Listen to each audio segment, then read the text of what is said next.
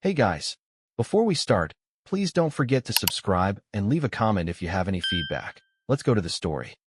There's a particular kind of heartbreak that doesn't come from just one moment. It builds, layer by layer, until it finally hits you in a way you can't ignore anymore. That was how it felt raising my stepson, Jake. I had been in his life since he was 5 years old. I had watched him grow up, helped him with school projects, taught him how to ride a bike, and stayed up with him through fevers and nightmares. I loved him like he was my own. But as the years passed, I started to notice the small things, subtle shifts in the way he spoke to me, the way he distanced himself from me whenever his biological father was mentioned. At first, I told myself it was normal. As he got older, he'd naturally start questioning things, trying to define his identity. But what I didn't expect was how deeply ingrained his resentment had become, and how one sentence would change everything between us. The night it happened, we had just finished dinner. Jake, now 16, had been acting more defiant than usual. He had skipped chores the past few days, ignored curfew, and responded to basic requests with nothing but attitude. It had been a long day, and I had finally had enough. Jake, the trash is overflowing. Take it out, please. He didn't even look up from his phone. I'll do it later. I sighed, trying to keep my patience. No, you'll do it now. It's been sitting there all day. That's when he snapped his head up, his face twisted in irritation. You're not my real dad. You don't get to order me around. It wasn't the words themselves that hit me, it was the way he said them. Cold. Dismissive. Like all the years I had spent raising him, caring for him, loving him meant nothing. I felt something deep in my chest crack. I should have been prepared for this. I should have known that someday, in some argument, those words would be thrown at me. But knowing something might happen doesn't hurt any less when it actually does. The room went silent. My wife, Melissa, was in the kitchen, her back turned as she washed dishes. She had heard him, but she didn't say a word. That silence made the pain even worse. I took a slow breath, forcing my voice to stay even. Fine, I said. If I'm not your real dad, stop treating me like your chauffeur, your ATM, or the guy who cleans up after you. From now on, I'll only do exactly what a stepdad is supposed to do. I walked away before I could say anything else. And that was the night everything changed. I barely slept that night. Jake's words kept repeating in my head, each time hitting harder than before. You're not my real dad. It wasn't just something he had blurted out in anger. It was something he had been holding on to for years, waiting for the right moment to use. And the worst part? Melissa had just stood there. She had heard him. She had seen my face. And she had done nothing. I kept waiting for her to come talk to me, to say something, anything, to acknowledge what had just happened. But she never did. And that told me everything I needed to know. The next morning, I decided to test my own words. If Jake didn't see me as his real dad, then maybe it was time I stopped acting like one. I didn't wake him up for school. I didn't remind him to grab his lunch. I didn't ask if he needed a ride.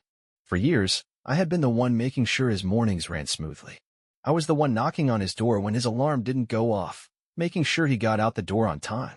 I packed his lunches when he forgot, double-checked his backpack when he rushed, and covered for him when he was late. Not because I had to, because I cared. But if I wasn't his real dad, if I didn't have the right to order him around, then I also didn't have the responsibility to step in when he screwed up. So I didn't. And when he finally rolled downstairs, his hair messy, his shirt wrinkled, and his backpack hanging open, I just sat there, sipping my coffee. He blinked at me, clearly expecting me to step in like I always did. I didn't. His eyes flicked toward the clock, realizing how late he was, and for the first time in years, he had to deal with it on his own. He grabbed his things in a rush and ran out the door without a word. And for the first time, I didn't check to make sure he got there on time. Melissa finally brought it up that evening.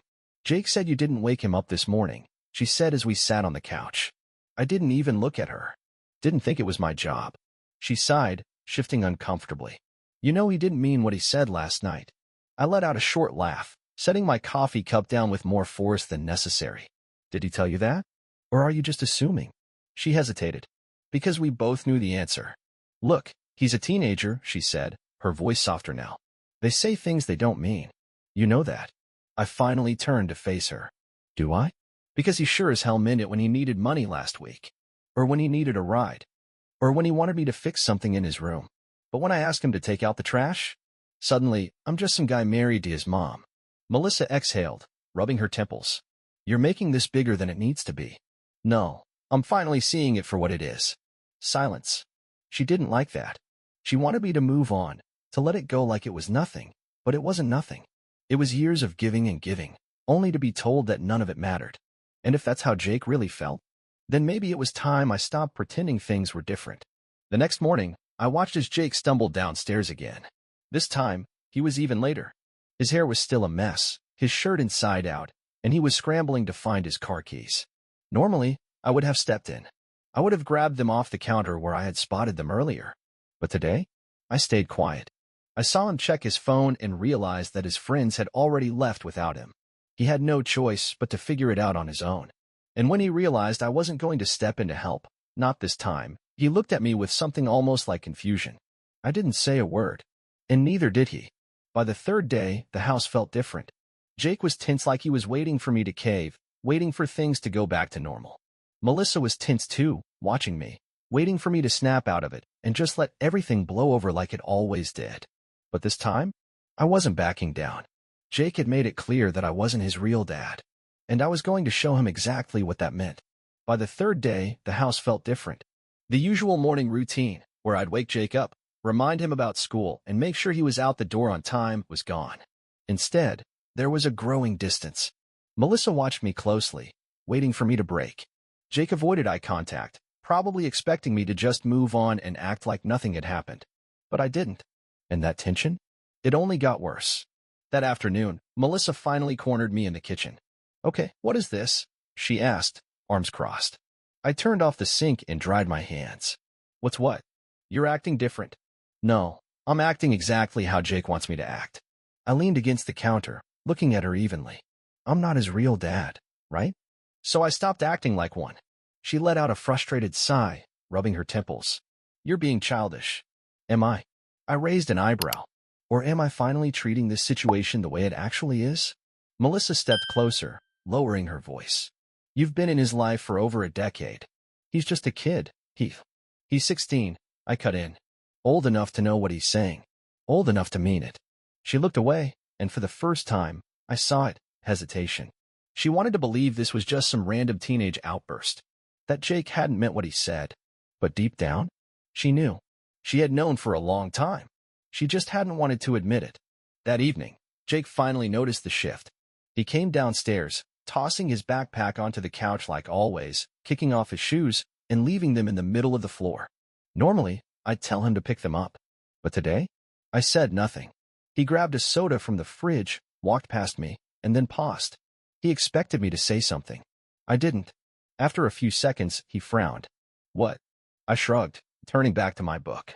"Nothing. Not my job to tell you what to do." His frown deepened. "Okay." He stood there for a few seconds like he was waiting for the usual routine to kick in. But it didn't. And I think, for the first time, it clicked for him. This wasn't a one-day thing. This wasn't me throwing a tantrum. This was the new normal. It didn't take long for him to realize how much I did for him. The next day, he came downstairs, late as usual, and went to grab his car keys. But they weren't there. He searched the counter, checked the floor, and even looked in the fridge. Why do teenagers always do that? But no luck. "Hey, where are my keys?" he finally asked. "I don't know," I said without looking up from my coffee. He scoffed. "What do you mean, you don't know? You always keep them on the hook." I just took a sip of my drink. Not my responsibility. For a second, he just stared at me, processing that. Then, for the first time in years, he had to go looking for his damn keys. And when he eventually found them under his laundry pile, the same pile I used to remind him to clean up, he stormed out of the house, grumbling under his breath.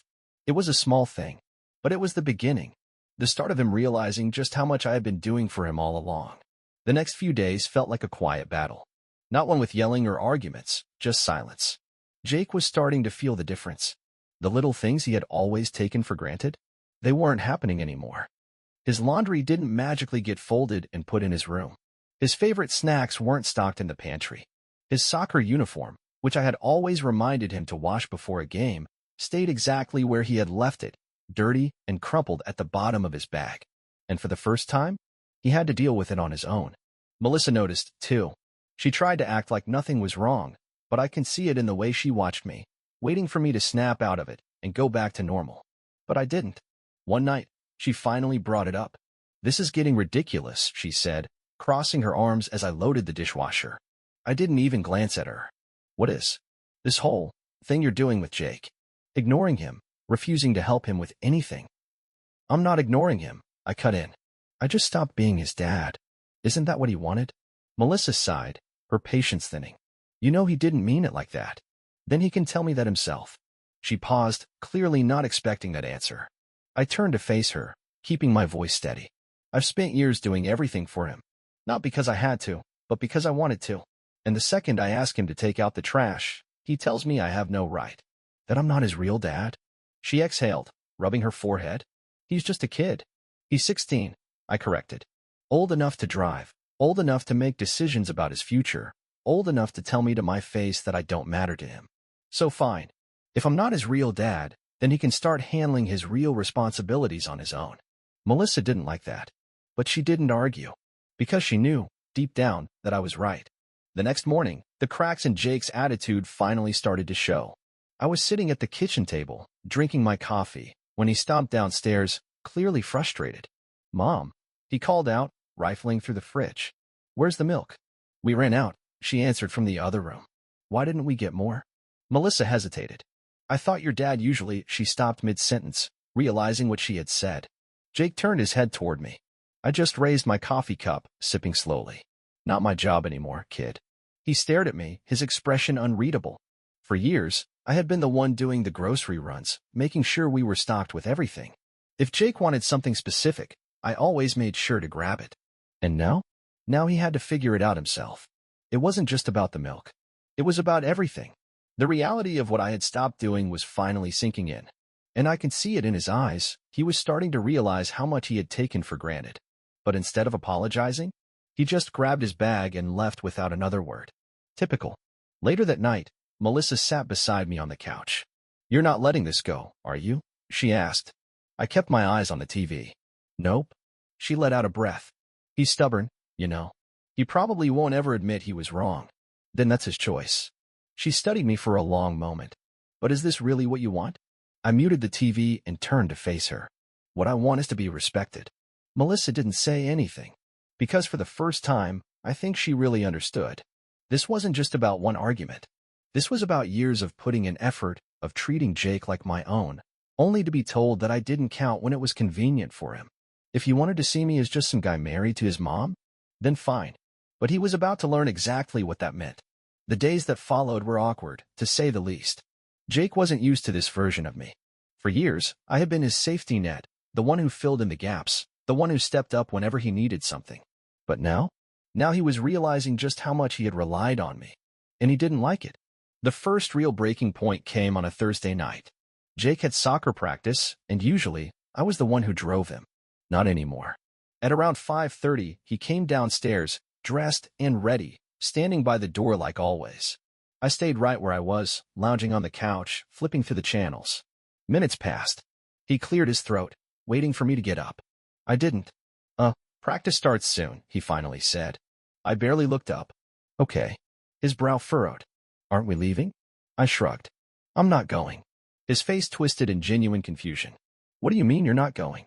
I mean, I'm not your real dad, remember? So I don't think it's my place to be driving you around anymore. That hit him. I saw it clear as day. His jaw tightened, and for a moment, I thought he was going to say something back. But instead, he turned on his heel and stormed upstairs, slamming his door behind him. Melissa came home an hour later and found me in the kitchen. Why didn't Jake go to practice? She asked. Not my problem, I said, rinsing off my plate. She frowned. Come on, don't do this. Do what? I turned to face her. I'm just acting according to his wishes. He made it clear I don't have authority over him. So why should I be responsible for getting him places? Melissa let out an exasperated sigh. You're making things harder than they need to be. No, I'm making things exactly as hard as they should be. She didn't like that answer. But she didn't argue.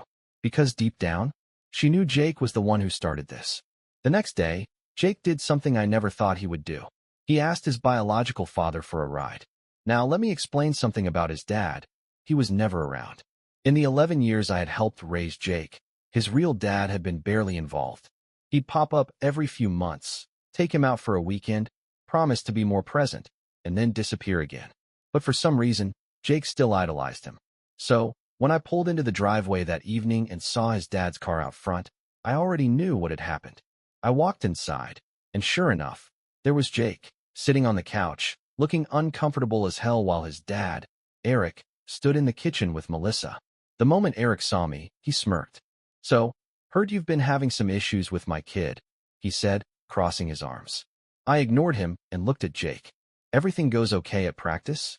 Jake nodded slowly. "That's good," I said, setting my keys down. "Guess you figured it out without me." Eric let out a chuckle. "See? That's where we're different. I'd never leave my kid stranded like that." I turned to him, raising an eyebrow. "You sure about that? Because last I checked, you've been missing in action for the past 3 months." His smirk faltered. Melissa tensed. Jake looked at the floor. "Look, man," Eric said, shifting slightly. "I just think if you're going to take on the stepdad role, you gotta commit, you know?" That almost made me laugh. "Oh, I committed," I said, my voice calm. "I committed for over a decade. While you were off doing whatever the hell it is you do, I was the one raising your son. I was the one showing up for him. I was the one putting in the work." Eric's face darkened. "And what? Now you're just giving up?"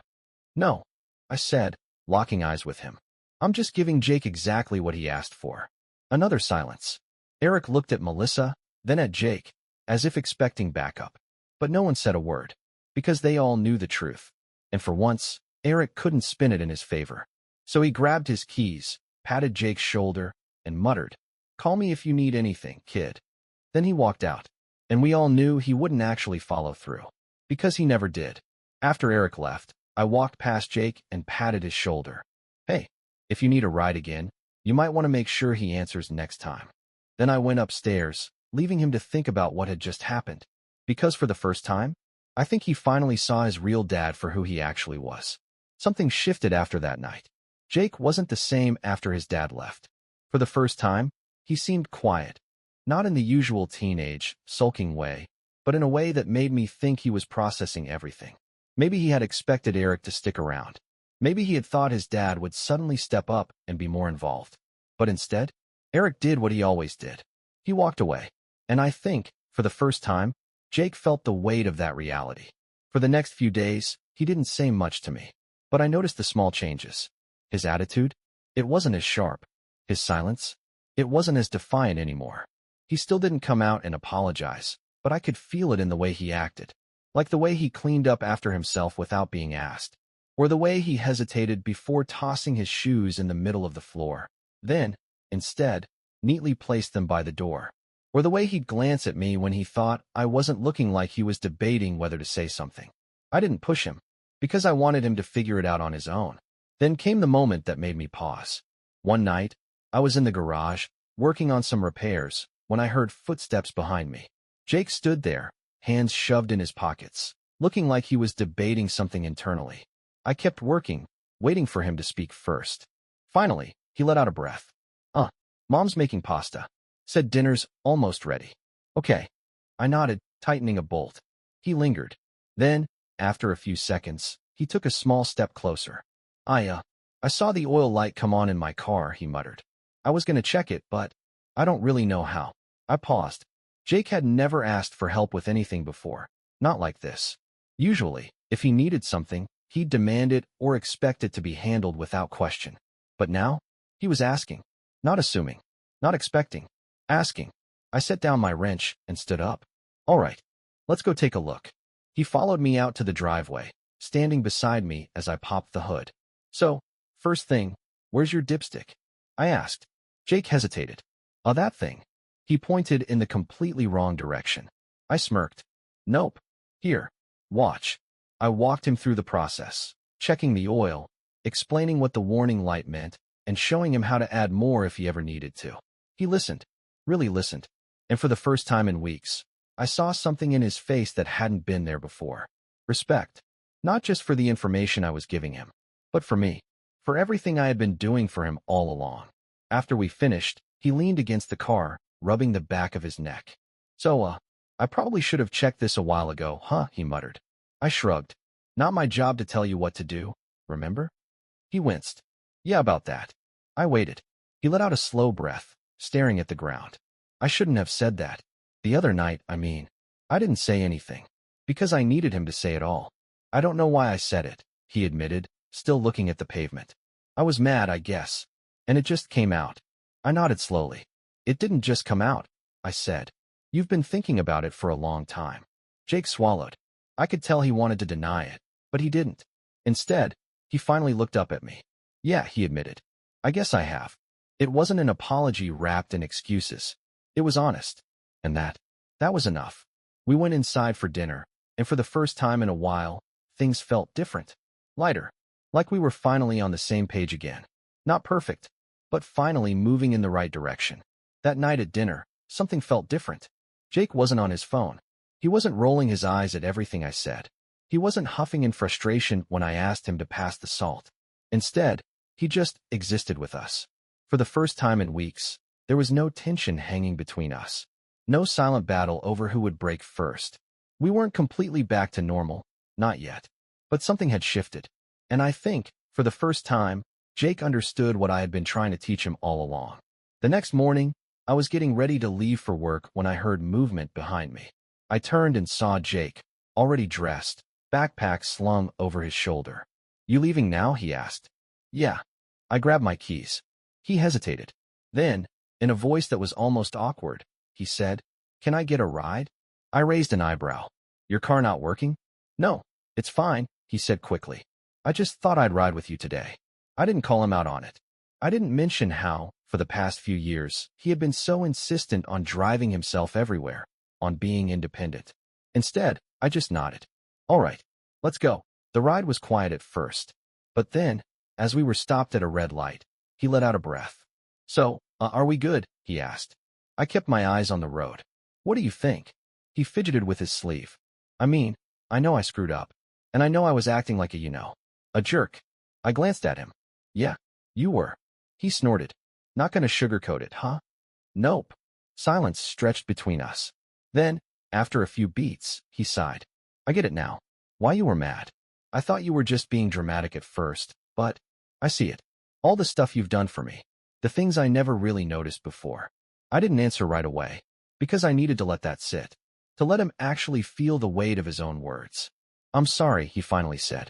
For real. I gripped the wheel a little tighter. I had waited years to hear that. Not just an apology, but actual acknowledgement. Not just for the words he had thrown at me that night, but for everything before it. All right, I said finally, nodding. We're good. He let out a breath, shoulders relaxing. And for the first time in a long time, I felt like we were finally on the same page again. That weekend, he knocked on the garage door while I was working. What are you doing? He asked. Fixing the mower, I said. Belt's loose. He stepped inside, hands in his pockets. You need help? He asked. I looked at him, raising an eyebrow. You offering? He shrugged. I mean, yeah, I want to learn. That was it. The moment I realized that things between us weren't just going back to normal, they were becoming something better, something earned, something real. Jake never actually said, You're my real dad. But he didn't have to, because after that, he showed me. In the way he started asking me for advice again. In the way he actually listened when I gave it. In the way he stopped correcting people when they assumed I was his father. He knew the truth. And that was enough.